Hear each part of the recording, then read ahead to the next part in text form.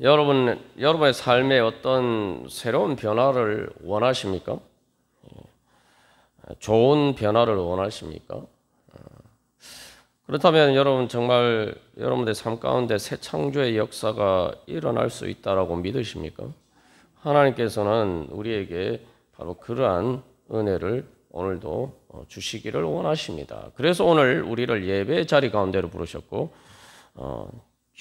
예수님의 이름을 부르면서 주님 앞에 나올 수 있도록 불러주셨습니다. 여기서 이제 그러면은 변화되기 위해서 무엇을 해야 되느냐? 어떻게 하면 변할 수 있느냐? 이게 이제 문제겠죠. 사실 이제 변한다는 건 정말 어려운 문제입니다.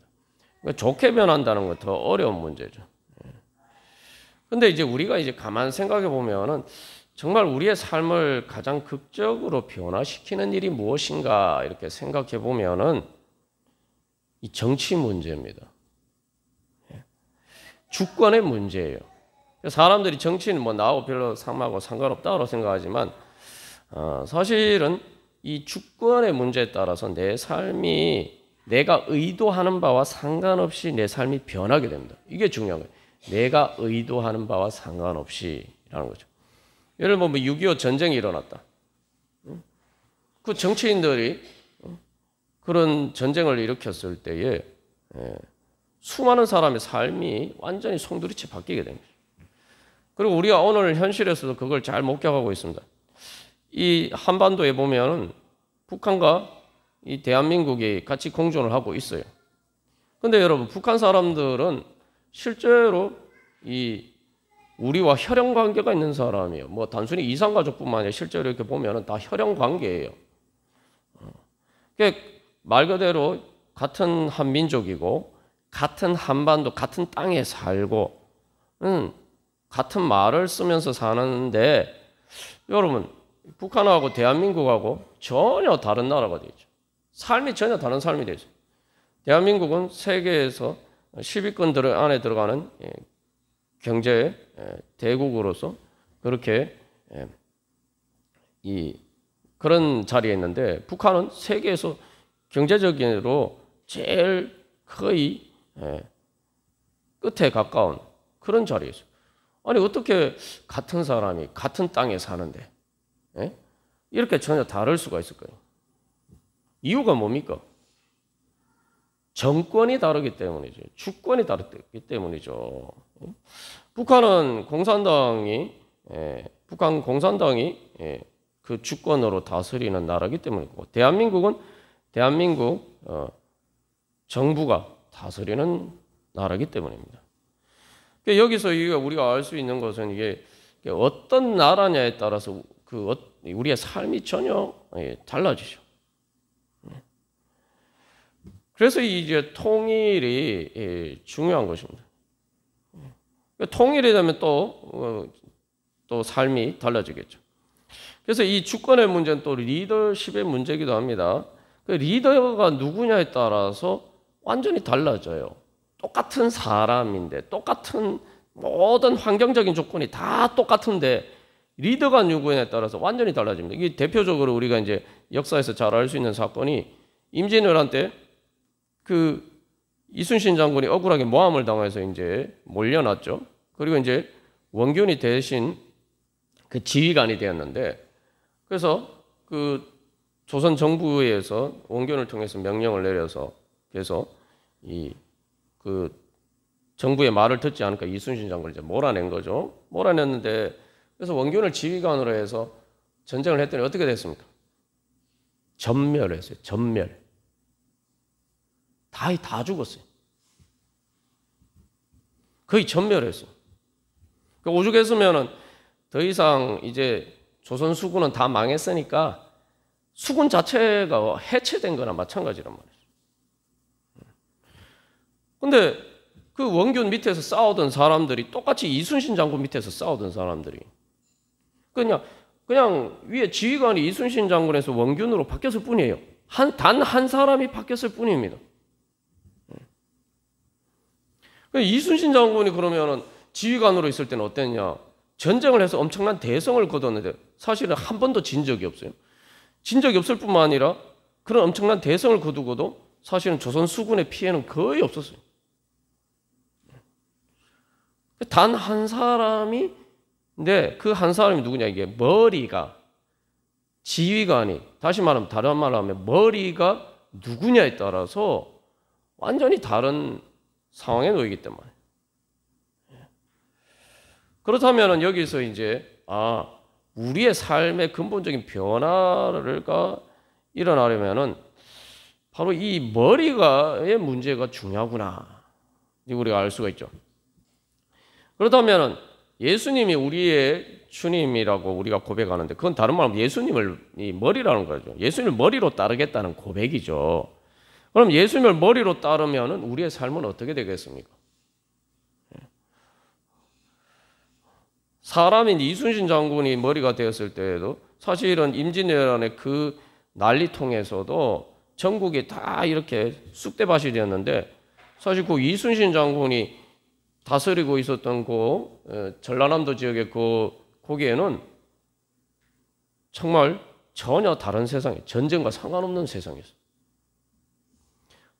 그러면은 이순신 장군보다 훨씬 더 크신 이 땅에 오신 하나님이신 예수님이 우리를 다스리면 우리의 삶은 어떻게 되겠습니까? 그 임진왜란의 전쟁통 가운데서도, 그래서 수많은 사람들이 사실은 이순신 장군이 있는 지역으로 피난을 왔죠. 그러니까 우리도 마찬가지. 이 세상이 전쟁과 같은 삶이지만 예수님이 주님이 되시면은 우리는 마치 광야 이스라엘 백성들처럼 그렇게 살 수가 있습니다. 광야의 이스라엘 백성을 보면 광야는 사람이 살 수 없는 곳입니다. 말 그대로 죽는 곳이에요. 그런데 그곳에 하나님의 구름 기둥과 불 기둥을 통해서 하나님의 임재가 있고, 하나님의 임재가 있다는 건 뭡니까? 바로 하나님의 주권이 지배하니까, 그게 하나님의 구름 기둥과 불 기둥이 보여주는 거죠.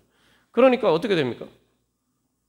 광야에서도 이스라엘 백성들은 살 수가 있었고 아무 문제 없이 살 수가 있었어요. 그리고 그 가나안 땅을 향해서 갈 수가 있었습니다. 다시 말하면 단순히 광야에서 안전하게 살 뿐만 아니라 더 나은 삶을 향해서, 이 가나안 땅을 향해서 그 광야를 탈출할 수가 있었다는 거죠. 광야를 벗어날 수가 있었다는 거죠. 이게 하나님 나라의 백성된 은혜입니다. 자, 그런데 우리의 삶을 돌이켜 보면 과연 우리가 그 은혜를 제대로 누리고 있습니까? 분명히 우리가 이제 믿는 신앙 고백의 원리에 따르면은 분명히 그렇게 돼야 되는데, 우리가 정말 그런 은혜를 제대로 누리고 있습니까?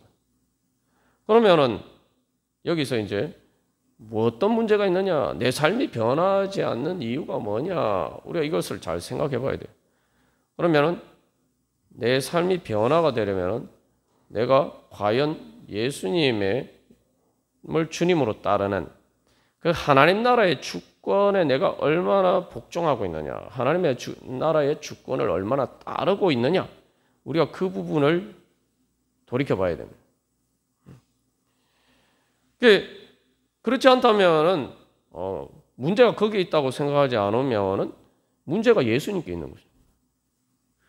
성경은 예수님이 부활 승천하셨는데 제자들에게 예수님 말씀하셨는데, 내가 하늘과 땅의 모든 권세를 가졌다. 그래서 그 하늘과 땅의 모든 권세를 가졌는데 그 권세를 제자들에게 위임한다고 말씀하셨어요.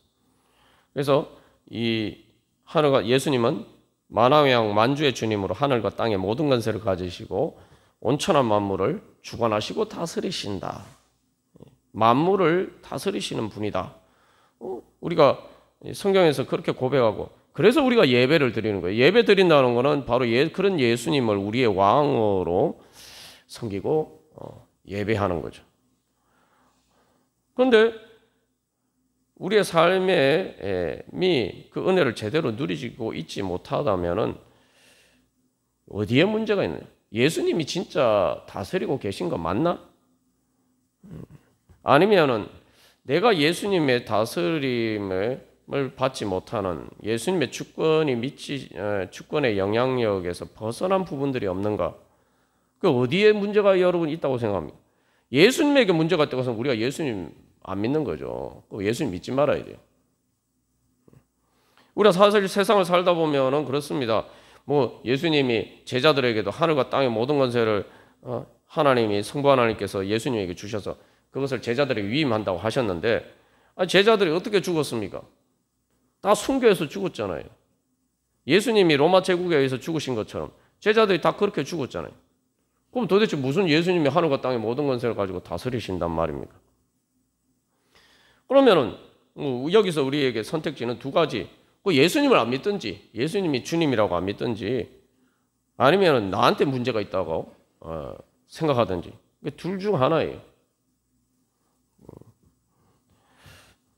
여기서 근데 우리가 예수님을 믿는다면 결국은 내가 하나님의 주권에 복종하지 않는 부분이 있기 때문에 문제가 있다. 우리가 이런 관점에서 접근을 해야 돼요.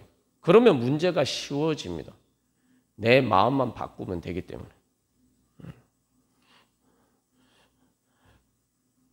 그래서 그게 바로 이제 믿음이죠. 그렇다면 그러면은 내가 그 하나님 나라의 주권에 어떻게 복종하겠느냐? 내가 예수님을 주님으로 따르지 않고 예수님의 주권이 미치지 않는 것이 어떤 것이냐? 내가 주님께 순종하지 않는 것이 어떤 부분이냐? 우리가 이런 부분에 를 찾아봐야 돼요. 여기서 이제 또 중요한 것은 우리가 이런 문제에 대해서 생각할 때 단순히 죄 문제에 대해서만 생각할 때가 많아요. 나 별로 죄 지는 거 없는데, 내가 무슨 죄인인가? 물론 뭐 우리가 완전하지는 못하지만 우리의 이게 보통 이 겉으로 드러난 죄 문제만 생각하면은 내가 언제 뭐 주님을 안 따랐나 이렇게 생각할 수 있습니다. 근데 여러분 여기 그 에베소서 1장에서 우리가 계속 나눈 것처럼 하나님께서는 예수님께서 우리로 거룩하고 흠이 없게 하시려고 하셨다라고 얘기해요. 흠이 없게.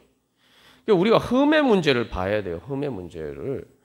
여러분 보시면 단순히 죄 문제만 가지고 여러분 관심을 두고 사는 게 아니잖아요.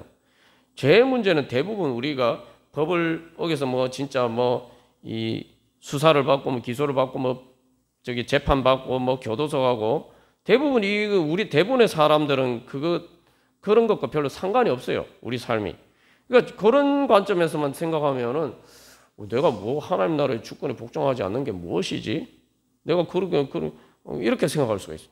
근데 여러분, 그렇게 해서 교도소를 안 간다고 해서 행복하게 사는 건 아니잖아요. 그죠? 네. 교도소를 안 가고 내가 밖에서 자유롭게 사니까 그렇다고 해서 행복하게 사는 건 아니에요.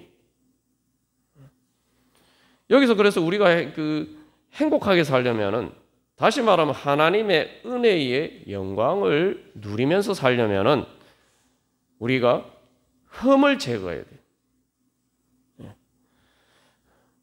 우리가 이 부분을 자꾸 놓칠 때가 많아요.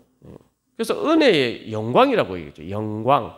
여러분 영광이 뭡니까? 여러분 이거 흠이라는 걸 우리가 어렵게 생각할 것도 아니에요. 여러분 내 옷에 뭐가 묻었어요. 그러면은 나도 내가 잘 모르고 근데 다른 사람들이 보면 어떤가? 정말 나중에 알게 되면 되게 부끄럽죠. 가끔 여러분 밥 먹다가 이렇게 밥풀이나 이게 음식이 묻었는데 내가 거울을 안 봐서 몰라요. 다른 사람들 다 보이는데 그런 게 흠이죠. 여기서 중요한 건 그런 것들이 내 눈에 보이면 우리가 바로 제거를 하겠죠. 근데 그런 소극적인 의미의 흠뿐만 아니라 이 적극적인 의미의 흠이 있어요. 단순히 죄의 문제를 넘어서 우리가 거룩하게 변화돼야 되는데 거룩하게 변화되지 않은 흠. 이게 어떤 겁니까? 사실은 우리의 삶의 대부분의 문제는 이것과 관련이 되어 있어요. 여러분 아이들이 이렇게 쭉 성장하는데 성장이라는 게 뭡니까? 교육이라는 게 뭡니까? 흠을 제거하는 과정이에요.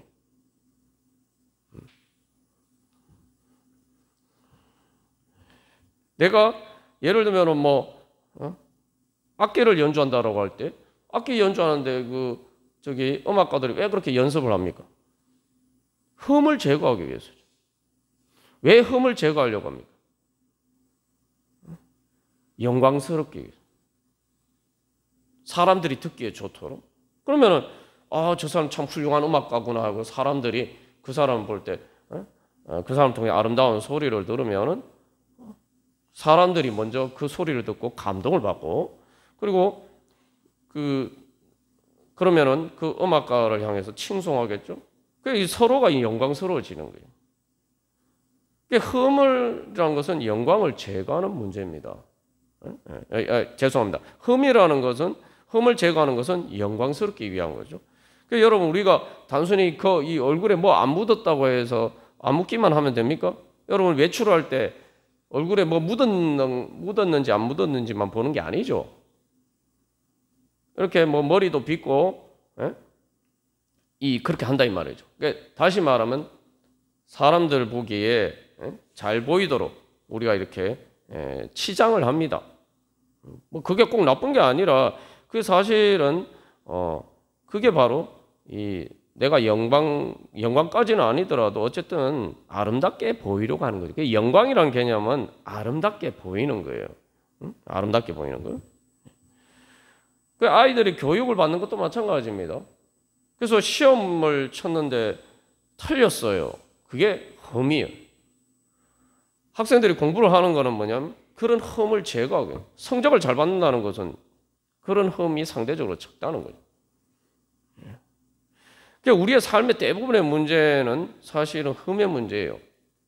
흠을 제거하고자 하는 노력이에요. 사람들이 이제 어른이 돼서 뭐 돈을 벌고 하는 것도 다 대부분의 그런 문제입니다. 그러니까 여기서 이제 그러면은 우리가 내가 어떻게 하면은 쉽게 말하면 이게 거룩의 문제라는 그런 거예요. 정결하게 되는 거, 거룩하게 그 다음에 거룩하게 되는 거죠. 정결하게 되는 게 뭡니까? 내 옷에 뭐 이상한 얼룩이나 이런 게 묻으면 안 되죠. 근데 단순히 빨래를 해가지고 얼룩이 묻지 않은 옷만 입는다고 해서 문제가 해결되는 건 아니죠. 외출할 때 그 상황에 맞게 우리가 옷을 맞추어서 입습니다. 거룩은 좋은 옷을 입는 거예요. 빛나는 옷을 입는 겁니다. 영광스러운 옷을 입는 겁니다. 그래야지 우리의 삶이 행복해집니다. 우리가 뭐 지난 오후 예배 때도 나눴습니다만 정결한 것만 가지고는 우리의 삶이 행복해질 수가 없어요. 정결한 건 병이 없는 거예요. 몸으로 따지면 병이 없는 거죠. 병이 없는 것만 해가지고 아프지 않은 것만 가지고는 건강할 수가 없어요. 운동을 해서 근력을 키워야 돼요. 그게 거룩이에요. 그래야 힘이 생기고 내가 뭔가 활동을 제대로 할 수 있어요. 여기서 이제 예수님의 주권에 복종하지 못했다라고 할 때 우리가 단순히 아주 좁은 의미에서 죄의 문제를 넘어서 정결하게 되는 문제를 넘어서 이제 어떻게 하면 내가 흠을 제거할 수 있을까? 그래서 어떻게 얘기하면 내가 예수님을 닮아가야 되는 우리가 바로 그것에 초점을 두고 우리가 신앙생활을 해야 됩니다. 그래야 우리 삶이 바뀌는 겁니다. 우리 삶이 바뀌어요. 근데 우리가 그 부분에 별로 이렇게 관심을 두지 않고 우리가 살아가기 때문에 내가 삶이 바뀌기를 원하고 내가 행복하기를 원하면서도 정작 이 거룩의 문제에 있어서 내가 예수님의 하나님 나라의 주권이 임재하는 것에 신경을 쓰지 않다 보니까 그게 별로 우리가 믿음을 가지고 소망을 가지고 주님을 따라가지 않으니까 우리의 삶이 바뀌지 않는 거예요. 그래서 그러면은 한마디로 말하면 이제 그러면 예수님을 따라간다는 게 뭡니까? 자, 그러면은 예수님의 주권이 우리 가운데 이루어져야 된다. 그래서 이걸 이제 앞에서 이제 음악가가 어떤 악기를 연주할 때 생각해 보면은 그 주권이라는 게 뭡니까? 바로 그 악보에 따라서 자기가 그 악기를 자기 몸의 한 부분인 것처럼 그리고 자기 자신은 악보의 한 부분인 것처럼 그렇게 해서 이 혼연일체가 돼야 되죠. 그래야지 흠없는 연주를 할 수가 있고 그것을 넘어서 아름다운 감동을 줄 수 있는 연주를 할 수가 있습니다. 그게 이제 한 가지 예인데 그런 예술적인 부분만 아니라 뭐 우리가 기술을 익히는 것도 마찬가지고 하다못해 공부를 하는 것도 마찬가지고 우리의 모든 그런 과정들이 보면은 뭐예요? 이게 이 좋은 의미의 좋은 주권이 나를 지배하도록 만드는 일을 하는 거예요. 그래서 음악가는 예를 들면 베토펜의 곡을 연주를 할 때는 베토펜에게 임했던, 베토펜이 가지고 있던 그 작곡을 할 때 그 영감이 나를 지배하기를 바라면서 그 연주하는 거예요. 그래서 진짜 베토펜에게 임했던, 베토펜에게 영감을 주었던 그 곡을 작곡하게 만들었던 그 영감을 내가 지배를 받고, 그 영감이 완전히 나를 지배하고 해서, 그리고 그것을 내가 연주하는 악기까지, 내가 그 악기를 연주하는 것까지 지배할 수 있게 되면은 이제 훌륭한 정말 연주를 할 수가 있는 거죠. 그래서 여기 보면 우리가 교육이나 예술이나 기술을 배우는 모든 것들 다 가만 보면은 내가 어떤 것에 지배를 받도록, 그 주권이 나에게 충만히 임하도록 훈련하는 거예요. 우리가 주권에, 우리가 뭐 예수님께 순종한다, 예수님께 복종한다, 이걸 자꾸 이렇게 뭔가 타율적인 것으로 생각하는데, 우리가 하는 대부분의 일은 공부를 하는 것도 마찬가지고, 기술을 배우는 것도 마찬가지고, 예술을 하는 것도 마찬가지고, 다 뭐예요? 그 좋은 주권에 내가 그 주권이 나에게 충만하도록 소망하고 그것을 추구하는 거예요. 근데 여러분, 우리가 알다시피 뭐 음악도 마찬가지고, 예술도 마찬가지고, 기술도 마찬가지고, 교육도 마찬가지고, 공부를 하는 것도 마찬가지고, 그렇게 되면은 정말 우리가 인생에 많은 혜택을 누릴 수가 있죠. 우리가 삶의 많은 영광이 그것을 통해서 주어집니다.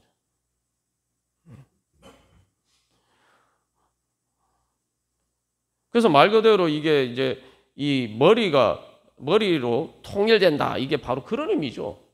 그래서 이제 진짜 이제 연주를 잘하는 사람은, 저같이 이제 저는 피아노를 잘 못 치잖아요. 그러니까 도레미 건반이 뭔지는 알아요. 근데 그걸 칠 때마다 요거는 도지하고 치고, 레지하고 치고, 악보 보고, 아 저게 지금 도구나, 저게 미구나, 뭐 막 이렇게, 여러분 그 의식해서 그렇게 치면 피아노 연주가 되겠습니까? 근데 이제 그 제대로 피아노를 치면 어떻게 돼요? 그 악보에 따라서 내가 자연스럽게 움직이는 거예요. 그게 뭐예요? 여러분, 몸을 제가 이렇게 지금 손을 움직이는데, 이렇게 움직이는데 제가 머리로 앞으로 움직여야지, 뒤로 움직여야지, 뭐 이렇게 의식적으로 생각합니까? 그냥 내가 머리로 생각하는 그대로 이렇게 뭐 되잖아요. 근데 이게 이렇게 안 돼요. 어떻게 해야 됩니까? 그 심각한 문제 있는 거죠. 마비 현상인 거죠. 그건 몸이 아픈 거예요. 그 예수님이 머리가 되시는 것도 마찬가지예요. 예수님의 머리가 되면은 우리의 삶이 아름다운 하나님의 영광의 찬송이 된 거예요. 다시 말하면 영광의 찬송이라는 것은, 하나님의 영광을 찬송한다는 것은 천국의 노래입니다. 다시 말하면 내 삶이 천국의 노래와 같은 그러한 삶이 되는 거예요. 어떻게 되면요? 예수님이 내 머리가 되셔서 내가 예수님의 몸처럼, 내 몸이, 건강한 몸이 머리에 따라 자연스럽게 움직이는 것처럼 내가 그렇게 예수님을 따르면 그게 바로 성령 충만이죠. 그러면은 하나님의 영광에 찬송이 되는 겁니다. 근데 여러분, 이게 그래서 이 예술이나 기술을 배우는 것도 마찬가지고, 하다못해 아이들이 이렇게 성장하는 과정도 다 마찬가지예요. 이제 그걸 계속 익히는 거죠.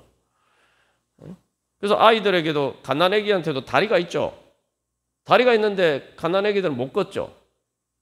우리는 뭐 조금 이제 걷기 시작하면 아무렇지도 않게 걷는데, 갓난아기들은 못 걸어요. 다리가 있는데. 그거 어떻게 합니까? 걸으려고 막 연습을 하죠. 우리가 그때 기억이 안 나서 그렇지, 그 완전히 병원에서 재활훈련하는 것 같아요. 정말 이게 힘들어요. 그리고 두 다리로 번쩍 서는 거, 이거 무섭죠. 여러분 자전거 배울 때 자전거 무서운 게 뭡니까? 자전거가 어떻게 그냥 저렇게 옆으로 넘어지지 않고 달리지? 처음에는 그게 몸에 익지 않으면은 막 타다가 넘어져요. 훈련을 해야 돼. 자연스럽게 탈 수 있게 되고 운전도 마찬가지로 다 마찬가지죠. 여기서 우리가 깨달아 신앙 훈련이란 게 바로 그런 거구나. 여러분 내가 자전거를 못하지만 자전거를 실제로 탈 수 있게 되면 세상이 달라집니다. 여러분 자전거 타면 신바람 나요. 여전히 이게 그냥 걷는 거하고 또 달라요. 운전하는 것도 마찬가지. 안 좋은 예입니다만 폭주족들이 그래서 운전하는 그런 폭주족이 되는 거 아닙니까?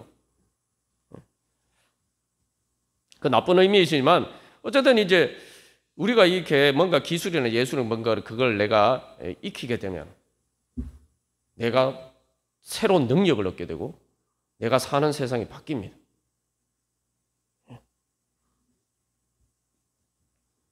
그렇다면 여기서 그래서 내가 어떻게 하면은 예수님이 내 머리가 될 수 있을까? 내가 어떻게 예수님 내 머리가 내가 예수님의 몸인 것처럼 그렇게 움직이는 훈련을 할 것인가? 이게 이제 중요하죠. 그게 신앙 훈련이에요. 그래서 예수님의 몸처럼 움직인다는 게 뭘 의미합니까? 예수님의 몸처럼 움직이면 어떻게 돼요? 내가 예수님의 몸의 한 부분이잖아요. 그러면은 예수님의 능력이 나를 통해서 나타납니다.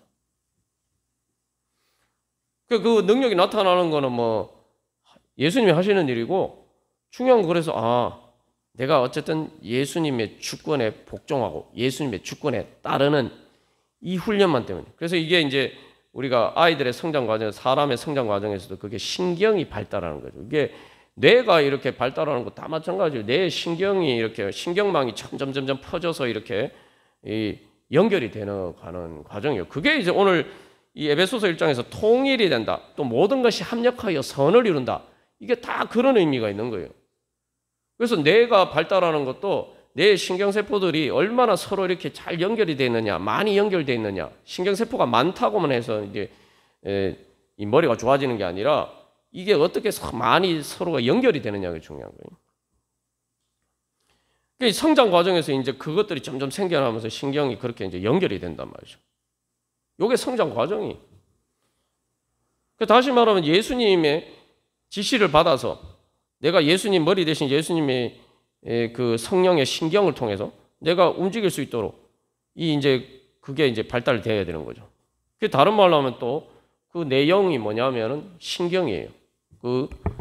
머리 대신 예수님의 성령의 인도하심을 받는 신경이죠. 제가 실제로 경험한 일입니다. 그래서 이게 교통사고를 나가서 어떤 분이 보면 이게 다리를 절단했는데 절단한 이유가 뭐예요? 피가 안 통하고 신경이 안 통하니까 끊어지니까 결국은 그 부분을 썩어서 절단할 수밖에 없었어요. 우리도 마찬가지예요. 그래서 신앙훈련은 어쨌든 그래서 우리가 성찬식 때 보면은 예수님의 살과 피를 먹고 마신다. 이게 아주 현실적인 의미인 거예요. 그러니까 예수님하고 나하고 예수님의 살과 피를 먹고 마신다는 것은 예수님하고 나하고 신경이 연결이 되고 혈관이 연결이 되는 거예요. 그래서 골로새서에서는 머리 대신 예수님께서 우리를 공급해 주신다라고 이야기해요. 그러니까 내가 할 일은 어쨌든 예수님께 붙어서 이 예수님과 연결된 머리 대신 예수님의 그 주권과 인도하심을 따르는 그 지배를 하나님 나라의 주권을 따르는 신경과 혈관을 계속 발달을 시켜야 돼. 그 앞에서 그 악기 연주에 비유를 했습니다만 그것도 마찬가지. 계속 훈련을 하면은 그 악기를 연주할 수 있는 신경이 발달이 되는 거예요. 그 감각이 우리가 감 잡는다 이렇게 해야죠. 그게 성령의 감동이에요. 우리는 성령의 감동의 감을 잡아야 돼요. 그러면은 바뀝니다. 바뀌어요. 그래서 오늘 그 예수님을 통해서 모든 것이 통일되게 하려 하신다 이렇게 했잖아요. 통일이 뭡니까, 여러분? 지금 우리가 왜 통일해야 된다라고 할 때 통일은 뭘 의미합니까? 물론 평화통일 얘기하지만 그거는 사실은 과정으로서 이야기를 하는 거고 궁극적으로 사실은 제대로 된 통일이 되려면은 북한 정권이 이제 무너져야 되는 거죠.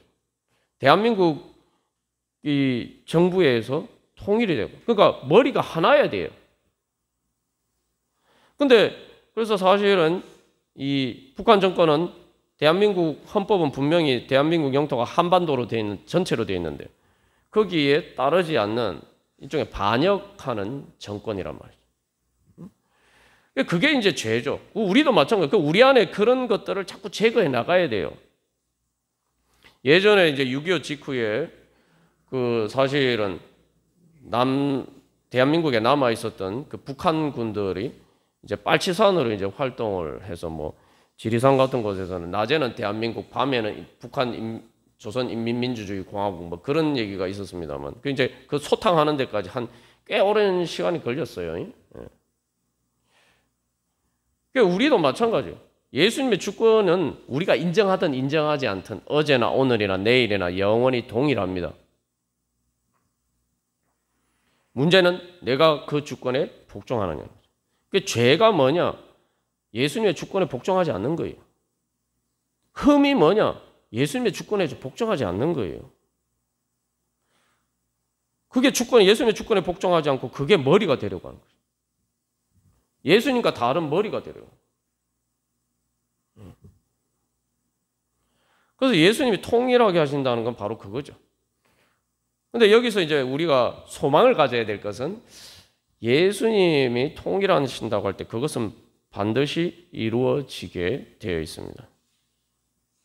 왜냐하면 죄와 사망의 악한 권세가 아무리 지혜롭다 해도 사실은 하나님의 능력과 지혜와 비교할 수 없기 때문이죠.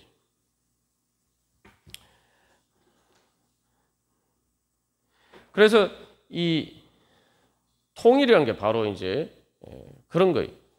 사실은 이제 이미 승리가 확정되었는데 그냥 그럼에도 불구하고 자기의 패배를 인정하지 않고 끝까지 버티는 거예요. 그런데 버틴다고 해서 뭐 이기는 게 아닙니다. 이거 뭐 이미 패배가 확정이 되어 있어요. 사실은 2차 대전 때도 그래서 미드웨이 해전에서 미국이 승리함으로써 사실 이미 전쟁은 끝났어요. 사실 일본이 진주만을 공격한 것도 방법이 없으니까 뭐 죽기 전에 한번 시도라도 해보자 이렇게 한 게 사실은 이제 진주만 공습인데 사실 미드웨이 해전이라는 곳에서 패배함으로써 이미 전쟁은 끝난 거나 마찬가지예요. 근데 이게 계속 버티죠. 그러니까 이제 그걸 정리하는 과정이 상당히 이제 시간이 오래 걸렸어요. 유럽에서도 마찬가지입니다. 노르망디 상륙작전 성공함으로써 이미 사실은 독일의 패전은 확정이 된 거예요. 그 다음에 이렇게 정리하는 과정이 이제 있었던 거예요. 뿐이죠. 그래서 여기서 우리가 한 가지 알아야 될 것은 이 에베소서 말씀에서도 우리 앞에서도 나눴지만 그 지혜와 총명을 우리에게 넘치게 하사 이렇게 얘기했는데 하나님의 지혜는 능력입니다, 여러분. 우리가 이 죄의 특징은 뭐냐니까 이 아주 간사한 거죠. 그래서 우리가 죄악을, 악의 권세를, 사탄을 너무 과대평가하는 경향이 많아요. 그러면 벌써 지는 거예요. 이스라엘 백성들이 그래서 가데스 바네에서 하나님께 순종하지 못하고 하나님께 불순종하게 돼요. 여기 중요한 문제. 교훈을 알 수가 있죠. 이스라엘 백성들이 왜 하나님의 주권에 복종하지 않았느냐? 하나님의 주권에 복종했으면 가나안 땅으로 차여서 자기들이 행복하게 살았을 텐데 하나님의 주권에 복종하지 않는 바람에 40년 동안 광야에서 살았어요. 가나안 땅에 들어가지도 못하고. 그게 우리에게 보여주는 것은 우리 하나님의 주권에 복종하면은 믿음으로 순종하면은 하나님 나라의 은혜를 이 땅에서도 누리면서 살 수 있는데 하나님의 주권을 믿지 않고 그 능력을 믿지 않으면은 그 믿음에 따라 그러면은 불신하게 되면은 불순종하게 되고 두려움에 사로잡혀서 불순종하게 돼요. 그래서 이 죄와 사망의 악한 권세를 따르게 되어 있습니다. 내가 좋아서 따르는 게 아니에요. 그게 강하게 보이니까 그냥 어쩔 수 없이 따르는 거예요. 그러면 우리가 이스라엘 백성들처럼 그 광야에서 가나안 땅에 들어가지 못한 이스라엘 백성들처럼 그냥 하나님의 은혜를, 하나님 나라의 은혜를 제대로 누리지 못하고 그렇게 살다가 죽을 수밖에 없어요. 이게 비극적인 인생이죠. 여러분, 교회를 나오면서도 예수님을 믿으면서도 하나님 나라의 은혜를 제대로 누리지 못하고 사는 거야말로 비극적인 일이 없어요. 뭐 교회를 안 나오는 사람들은 몰라서 그렇다고 하지만 교회를 나와서 예수님을 주님으로 믿는다고 하면서 하나님 나라의 그 은혜를 제대로 누리지 못하면서 산다는 것은 정말 이게 비극적인 일입니다. 그런데 이유가 뭡니까? 하나님의 능력을 믿지 못해서요. 하나님의 지혜를 믿지 못해서 그래요. 믿지 못하니까 사람은 힘 있는데 붙을 수밖에 없어요. 내가 뭐 붙고 싶어서 그런 게 아니라 뭐 간사해서 뭐 아첨해서 그런 게 아니에요. 강한 힘에 내가 끌려갈 수밖에 없어요. 힘의 논리는 냉혹합니다. 중요한 건데 그게 진짜 힘이 아니고 내가 보기에 누가 더 힘이 있느냐, 이게 이제 문제죠. 이스라엘 백성들이 하나님이 힘이 없다고 생각합니다. 가나안의 거인 족속들이 더 힘이 세다고 생각합니다. 그러니까 두렵게 되고, 두렵게 되니까 하나님께 불신하고 불순종하게 되는 거예요. 하나님 나라의 은혜를 못 누리는 거예요. 여기서 제일 핵심되는 중요한 우리에게 필요한 믿음은 하나님의 주권에 복종하기 위해서는 하나님의 능력을 믿어야 돼요. 그래서 우리가 예배하는 겁니다. 예배가 뭐라고 생각하세요, 여러분? 주일날 여러분 왜 예배하러 나오십니까? 예배하면서 하나님께서 말 그대로 예배라는 건 단순히 뭐 하나님 찬양하는 게 아니잖아요. 말 그대로 엎드려 경배하는 거예요. 하나님의 주권을 인정하고 내가 그 주권에 복종하는 것을 표시하는 거예요. 우리가 뭐 예를 들면은 뭐 군대에서 이 사열을 하는 것과 마찬가지예요. 하나님 앞에 우리가 나서 하나님의 주권을 인정하고 그 경배하는 거예요. 그게 예배입니다. 하나님의 능력을 알아야 돼요. 그래서 오늘 말씀에 모든 것이 합력하여 선을 이룬다. 예수님 안에서 모든 것이 통일되게 하련다.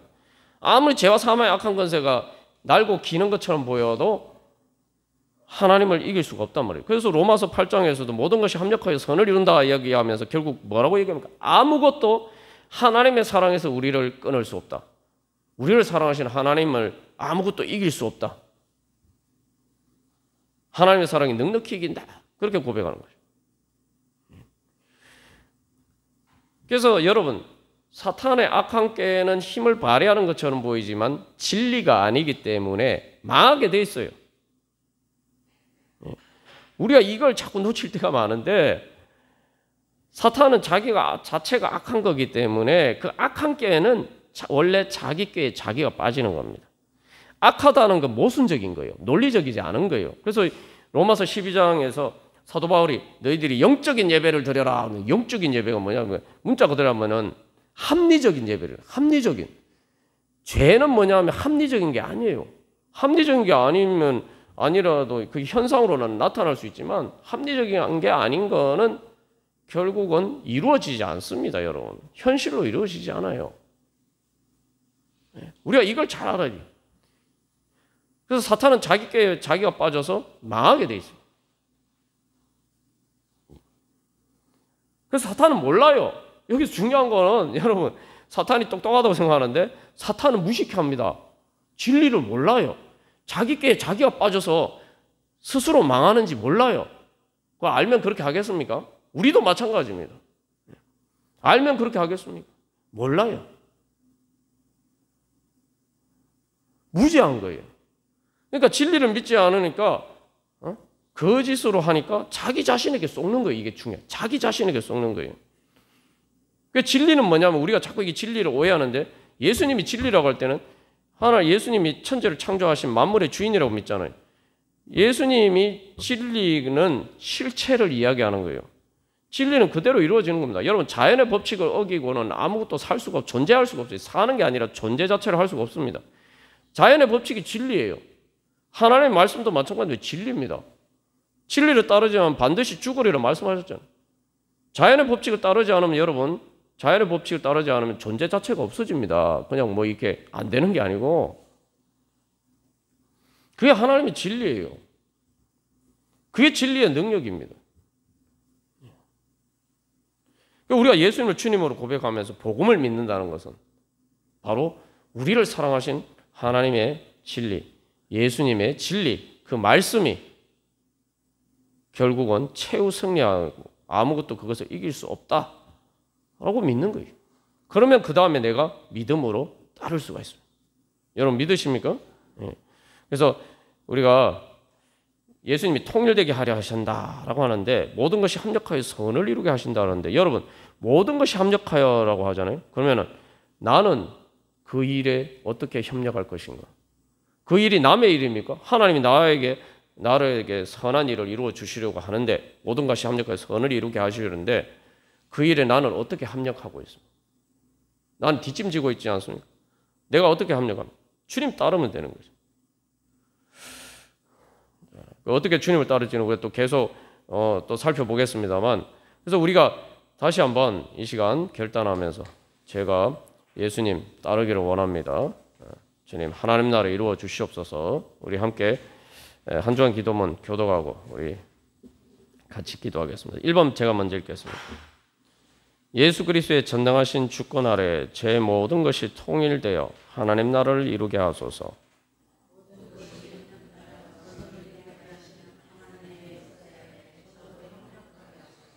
복음을 믿고 구원의 새 창조를 소망하게 하소서.